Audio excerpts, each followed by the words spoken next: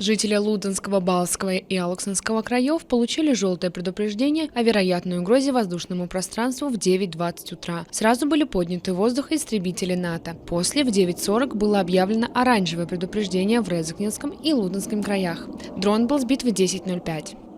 Saulaicīgas un veiksmīgas sadarbības informācijas apmaiņas rezultātā, kas notika starp aizsardzības ministriju, bruņotajiem spēkiem un mūsu NATO partneriem, mēs uzsākām uzdevumu izpildi un 10:05 šīs apdraudējums tika likvidēts.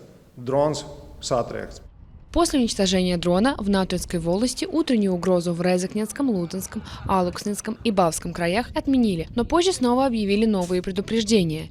Изначально в Красловском и Лудзекненском краях был объявлен оранжевый уровень предупреждения об угрозе. Примерно через час, около 12:45, уровень предупреждения был понижен до желтого уровня. Незадолго до часу НВС сообщили об окончании возможной угрозы. Mēs esam attīstījuši savus sensors un informācijas iegūšanu, kas arī veicināja laicīgu šī drona identificēšanu. Bet šādas situācijas arī turpmāk var atkārtoties. Arī to, ka mēs esam attīstījuši savus sensorus, viņi joprojām nav 100%.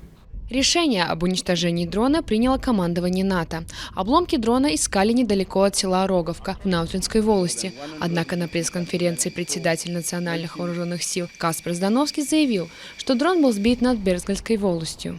Nav informācijas gan no iedzīvotājiem attiecībā par kaut kādu infrastruktūras bojājumiem vai attiecīgi, jā, protams, parādījās, ka jau arī pazudusi elektrība Rezeknes pilsētā, kas bija, bet tas saistīts ar citiem traucējumiem, tehniskiem bojājumiem, tas nav saistīts tieši ar šo gadījumu. Сразу после сбития дрона в Наутинской волости полевые работы продолжались. Здесь уже с полудня национальные вооруженные силы, госполиция и Земесардзе искали обломки сбитого дрона. Bija Bilkšīns.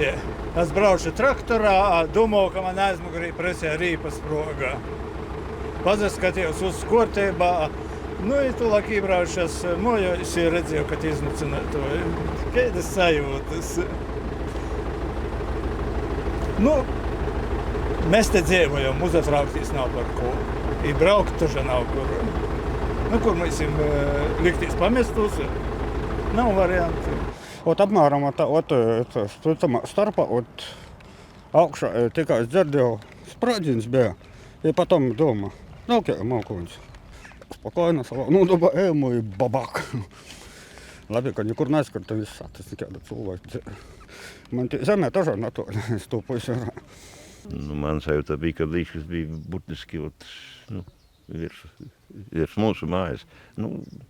Kaimiņi teica, ka vienam rādījās, viņš viņiem mājās. Brīvšis bija tāds nopietnas un tāds dūmu mutulis tur augšā bija, vai tur šāva, vai tur to dronu iznīcināja, bet tas vairāk neko nemог pateikt. Лишь после обнаружения обломков можно будет окончательно установить происхождение и тип беспилотника, залетевшего на территорию Латвии.